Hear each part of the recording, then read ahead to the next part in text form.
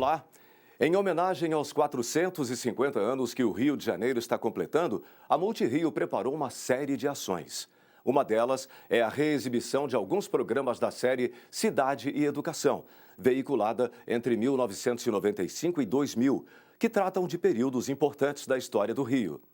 Hoje vamos recordar os tempos do Segundo Reinado, revendo a trajetória de um carioca de São Cristóvão, nascido em berço de ouro. Seu nome? Pedro de Alcântara, João Carlos, Leopoldo, Salvador, Bibiano, Francisco Xavier de Paula Leocádia, Miguel Gabriel Rafael Gonzaga de Habsburg e Bragança, mais conhecido como Dom Pedro II. Imperador durante quase meio século, Dom Pedro II se destacou como grande incentivador das artes e das ciências no país. Seu legado inclui o estabelecimento de instituições que marcariam para sempre o Rio e o Brasil. Rio 450 anos, uma história que você vê aqui na Multirio.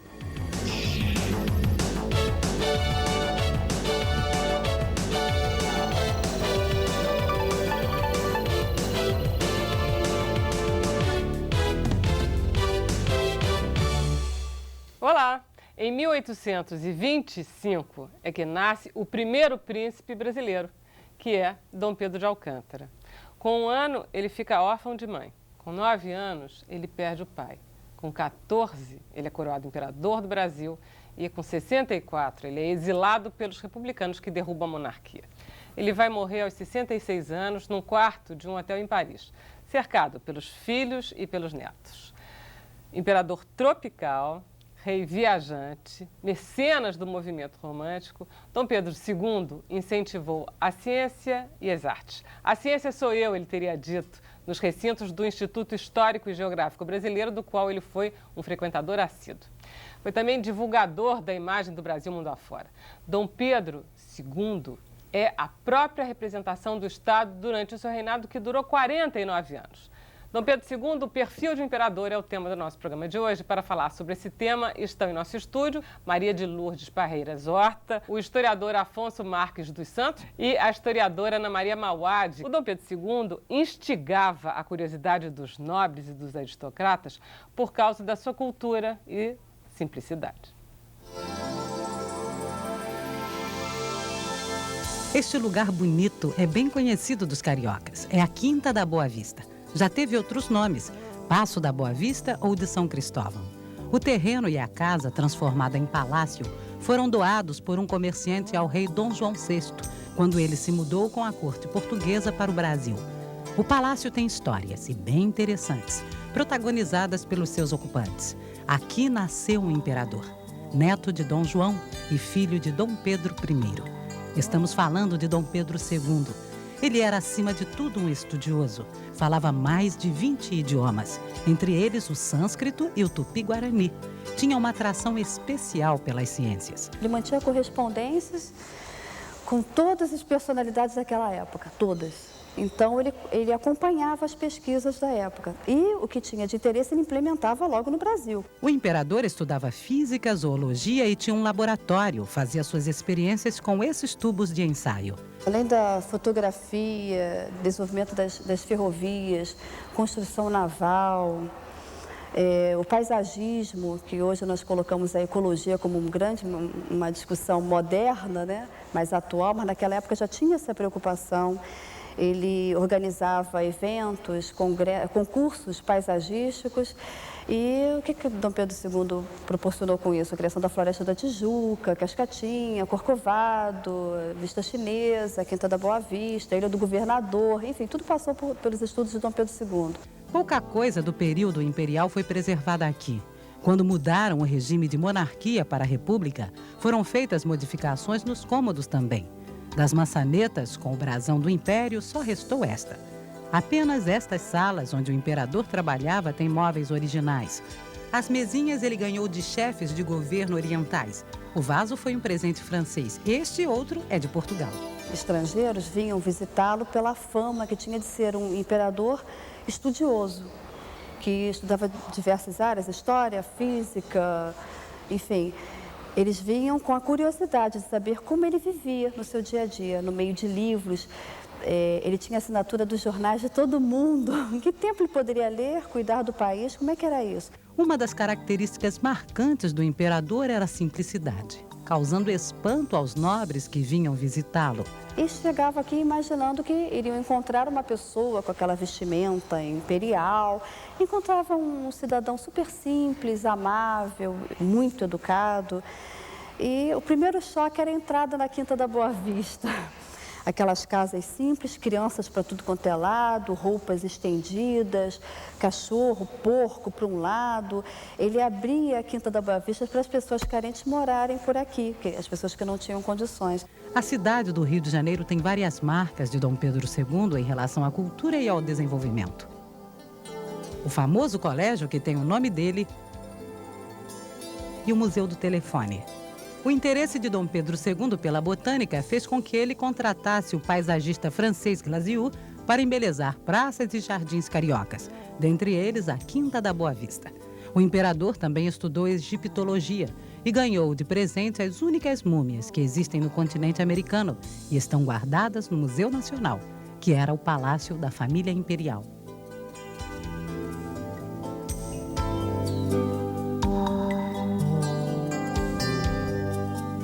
Eu estava lendo ontem, estava folheando o livro da Lilian Maurice Schwartz, que é aquele das Barbas do Imperador.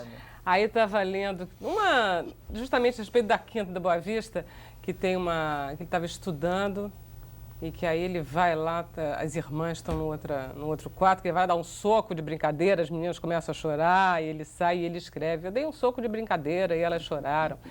E aí a gente estava falando que ele ficou órfão de mãe, com que idade mesmo? Com 5 anos. Com 5 anos. Não, assim que ele... Um ano, né? Logo, exatamente. Né? Mas o pai, quando é que o Dom Pedro I, quando é... 5 anos. Quer dizer, a partir dos 5 anos ele fica aqui com as duas irmãs. Sozinho, né? Com as com três tutor irmãs, que não era exatamente... uma morre depois, a Paula, morre com 9 anos, quer dizer, já foi mais um trauma na vida dessas crianças. Era a Dona Januária, Francisca e a Paula. A Paula sempre foi doentinha e o Dom Pedro I tinha muito cuidado com essa princesa. Inclusive, um dos motivos dele comprar a fazenda do Córrego Seco em Petrópolis foi porque ele foi passar muitos verões lá em Correias por causa do clima e da saúde dessa menina. Ele só levou Dona Maria da Glória. A Maria da Glória já tinha... Foi com ele para Portugal. E aí, esses 3 ficaram aqui. Ficaram entregues a uma dama de companhia, né? A famosa da dama, Dona Mariana de Viana, quem o Dom Pedro II se apegou como se fosse a mãe de criação. Né? Ele chora no ombro dela quando a Dona Teresa Cristina chega. O casamento já feito por procuração, né? E ele esperando uma princesa loura de olhos azuis, e chega uma napolitana, morena, baixinha, ele se decepciona. Então, ele tinha que reza a lenda.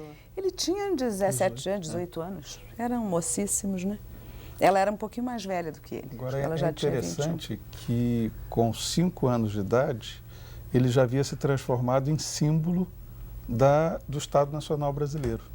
Era muita responsabilidade para alguém que ficava aqui, uma criança, sem os pais, né, entregue a um tutor, a uma grande figura, que é José Bonifácio, claro, né, de Andrade Silva. Mas já como um menino imperador, né? Ele já anda na carruagem e vê o povo aclamando. Existe todo um investimento simbólico na construção dessa imagem do imperador que vai governar o Brasil.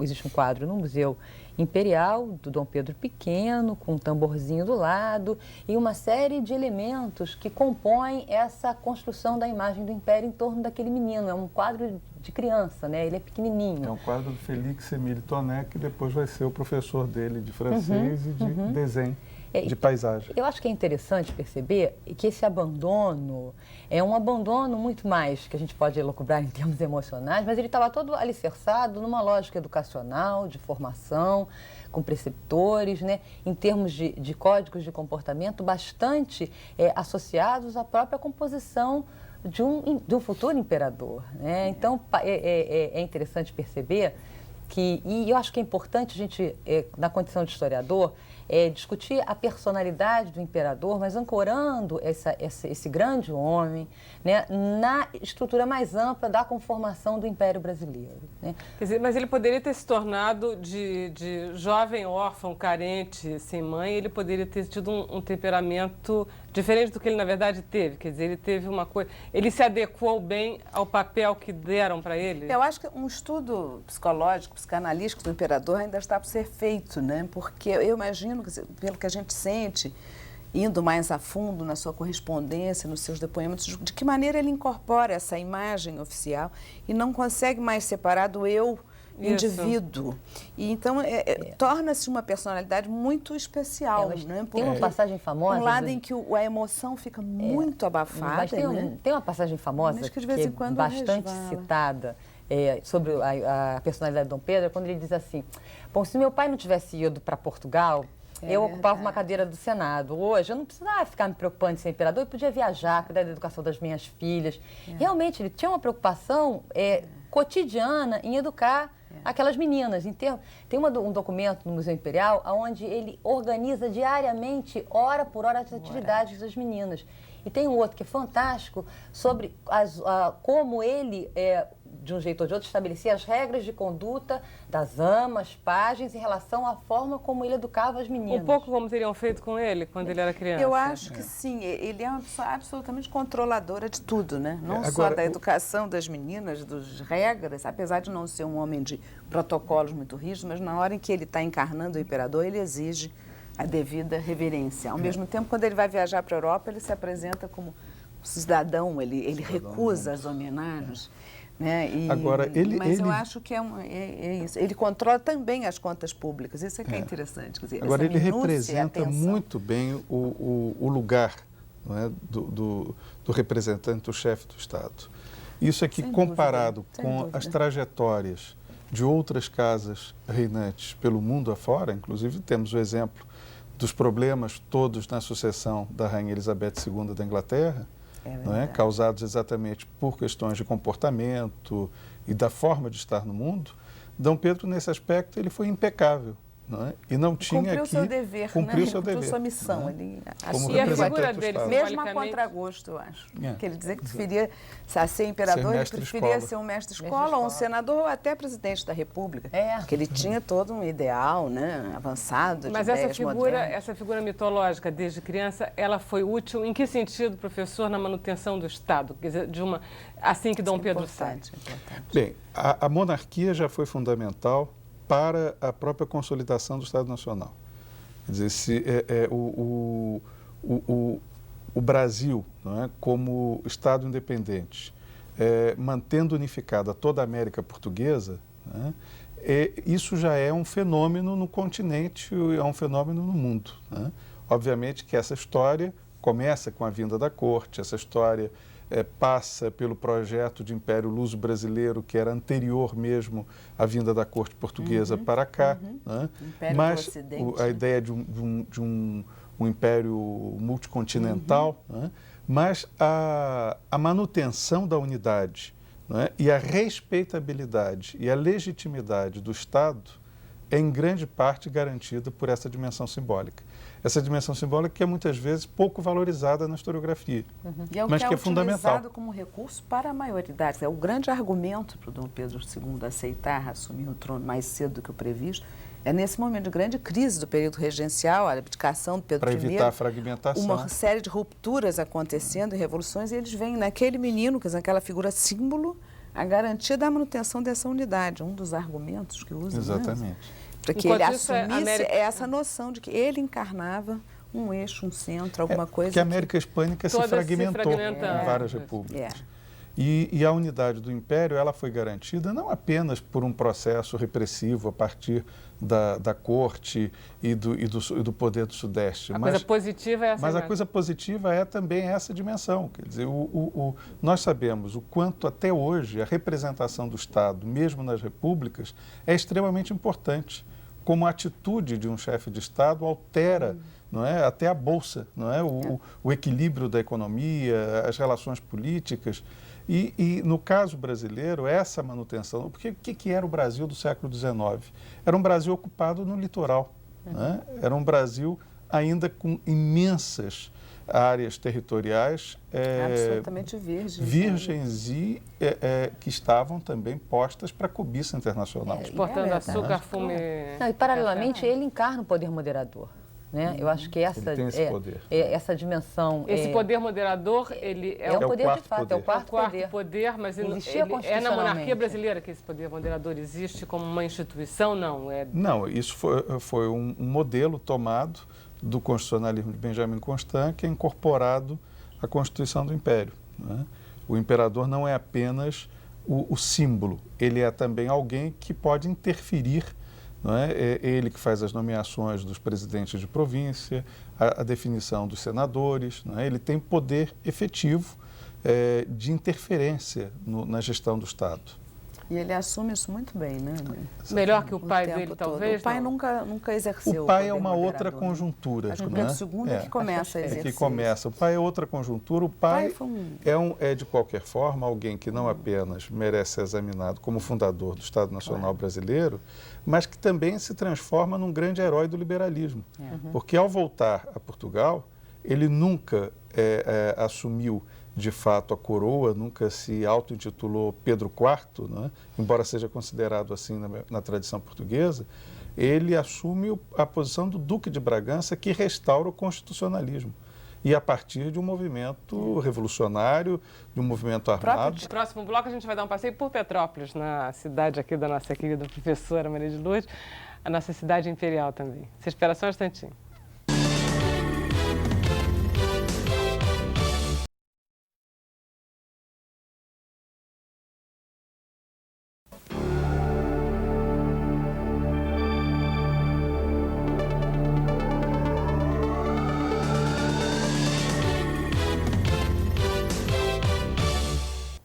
E no alto da região serrana, a cidade de Pedro continua imperial. Petrópolis, fundada em 1843, se fez à imagem e semelhança do imperador Dom Pedro II. A cidade de Pedro foi eleita para abrigar o Palácio de Verão dos monarcas, substituindo aos poucos a Fazenda Imperial de Santa Cruz. Com o passar do tempo, a família imperial afasta-se cada vez mais do Rio e faz de Petrópolis a sua morada. Numa das avenidas principais da cidade foi erguido o palácio, construção sólida que encanta brasileiros e estrangeiros. O toque tropical da casa ficou por conta de Araújo Porto Alegre, que introduziu motivos brasileiros na arte decorativa e arquitetônica. Colocou frutas nacionais nas sancas de estuque da sala de jantar. Anualmente, mais de 300 mil pessoas visitam o Museu Imperial. Em seu acervo de 12 mil peças representativas da cultura do século XIX, estão um dos primeiros telefones de Dom Pedro II, sua coroa com 639 brilhantes e 77 pérolas, e a Sala do Trono, que na época era a sala de Estado, como explica o historiador Maurício Ferreira, funcionário do museu. Era uma sala na qual Pedro II recebia as pessoas, mas apesar de ser chamado palácio, na verdade ele funcionava como uma casa de verão. Então não havia um trono aqui, não havia essa circunstância, essa cerimônia, digamos assim, representada pela presença do trono, que no caso é o trono do Paço São Cristóvão, do Rio de Janeiro. E esse trono veio para cá depois que a casa foi transformada em museu? Na verdade, todos os pertences, né, dos palácios imperiais, após o banimento da família, com a proclamação da República, esses pertences foram adquiridos por particulares, por colecionadores que arremataram essas peças nos chamados leilões do Paço. Posteriormente, alguns desses colecionadores ou doaram ou venderam essas peças imperiais para os diversos museus e órgãos públicos. Mas esse não é o caso da coroa, ela não foi arrematada por ninguém. A coroa foi comprada pelo Tesouro Nacional e posteriormente transferida aqui para o Museu Imperial, em 1943. Os jardins do palácio foram executados pelo francês João Batista Binot, que, entre as espécies nacionais, plantou palmeiras da Austrália, cedros da Índia e bananeiras de Madagascar. Hoje, os visitantes do museu desfrutam da tranquilidade do parque. O que o Museu Imperial tem procurado fazer ultimamente é apresentar uma abordagem em que trata de como o próprio Dom Pedro II produziu uma memória de si. o que ele procurava enfatizar. Quer dizer, ele se apresentar não necessariamente como um monarca, mas como um sábio, como um adorador das artes, das ciências, do progresso, como que um príncipe civilizador, de uma função civilizadora para toda a sociedade brasileira. O Palácio de Cristal também é um dos marcos da cidade de Pedro. Na época, representou uma espécie de modernidade, além de fortalecer a imagem da monarquia. Construir o pavilhão todo em cristal com estrutura de ferro importada da França foi ideia da princesa Isabel. Nele foram realizadas exposições de horticultura e a primeira foi em 1875. Eu imagino, o imperador acompanhava os concursos do Colégio Pedro II. De admissão no colégio? O concurso dos professores e as avaliações finais dos alunos. Ele critica os professores, esse professor não tem bom nível, Esse professor achei fraco, ele examinava os professores e os alunos entravam nas salas assim, Ele assistiu o concurso de cátedra do nosso grande historiador cearense, que foi João Capistrano de Abreu. Ele estava presente no momento das provas para a Cátedra de História do Brasil. Mas é importante lembrar também que este imperador de quem nós estamos falando foi alguém que recusou a construção de uma estátua equestre que comemoraria a vitória na Guerra do Paraguai. O Museu Histórico Nacional possui o molde em gesso dessa estátua. E manda construir com o dinheiro da estátua o quê? As escolas. A escola Amaro Cavalcante, no Largo do Machado. Uma série de escolas. Aquela escola é José resultado Bonifácio, de uma atitude. na Gamboa, que é uma beleza de escola. E devemos lembrar a questão dos surdos mudos e dos cegos, que ele cria o Instituto Benjamin Constant e a Escola de Surdos. Quer dizer, com especial interesse. A descoberta do telefone, quando ele vai a Filadélfia, ele acha que aquilo é um aparelho para facilitar os deficientes auditivos. Daí o interesse dele na invenção do Graham Bell, e ele pergunta se aquilo é realmente alguma coisa que pudesse facilitar. Ele visita nos Estados Unidos várias instituições de ensino de deficientes auditivos. Quer dizer, ele tinha preocupações avançadas, não era só das pessoas terem uma boa educação, mas que se pudesse ter no Brasil os recursos melhores, principalmente, inclusive, as pessoas que tinham algum tipo de deficiência. Eu acho isso um papel muito importante. Dom Pedro II, o grande mecenas, sempre esteve ao lado dos intelectuais do Instituto Histórico e Geográfico Brasileiro. Vamos ver.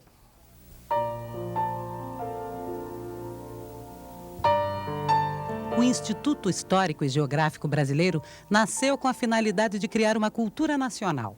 Nesta instituição, que reunia a elite carioca, Dom Pedro II encontrou o lugar adequado para não deixar mais ao gênio especulador dos estrangeiros a tarefa de escrever a nossa história. Como afirmou o cônego Januário da Cunha Barbosa, um dos que fundaram o Instituto em 1838. A primeira história do Brasil, com certo aparato científico, foi a história do Varnhagen no governo de Dom Pedro II.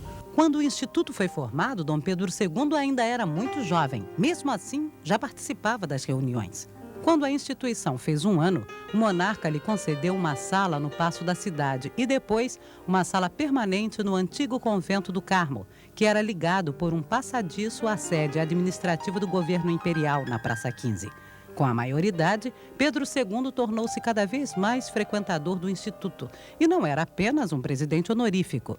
Enquanto ele estava no Brasil, ele saiu do Brasil 3 vezes só para viajar à Europa e aos Estados Unidos, mas sempre que ele estava no Brasil, mesmo quando ele estava em Petrópolis, ele descia para presidir o Instituto, de modo que ele presidiu a 506 reuniões do Instituto. Ele participava das reuniões, fazia perguntas, levantava temas, discutia problemas do Instituto. O Instituto tem um acervo importante. No auditório está o painel pintado por Araújo Porto Alegre. Há também objetos da família real, retratos do pai, Pedro I, e do avô, Dom João VI. No museu estão pertences de Dom Pedro II e vários retratos e bustos do imperador dos trópicos, uma homenagem a quem foi também mecenas. Na verdade, ele favorecia muito os brasileiros, tanto aqueles historiadores que desejavam ir à Europa para copiar documentos, porque naquele tempo era tudo manual, de modo que ele foi, inclusive Gonçalves Dias, foi à Europa protegido pelo imperador. Ele tinha também essa preocupação de proteger os artistas, de modo que ele dava e mantinha os artistas que iam estudar na Europa. Dom Pedro sempre reuniu uma biblioteca realmente notável. Ele tinha essa biblioteca no Palácio São Cristóvão e foi enriquecendo paulatinamente essa biblioteca, que se tornou a mais importante do Brasil, se pode dizer. Antes, ele já tinha oferecido ao Instituto os livros que pertenceram ao Von Martius. E depois da proclamação da República, ele não quis que os livros dele fossem vendidos. E esses livros foram divididos em 2 grandes grupos. Um desses grupos veio para o Instituto Histórico e o outro foi para a Biblioteca Nacional. Muitos acharam que foi generosidade demasiada depois do que houve com a República, mas ele sempre pôs a pátria acima desses problemas. E a República rendeu-se ao mecenato de Pedro II. 4 dias após a proclamação, o general José Severiano da Fonseca, irmão do proclamador Marechal Deodoro, elogiou a atuação do monarca no Instituto e determinou que ninguém jamais voltasse a ocupar a cadeira que foi usada pelo imperador. Foi feito, ninguém mais sentou nessa cadeira.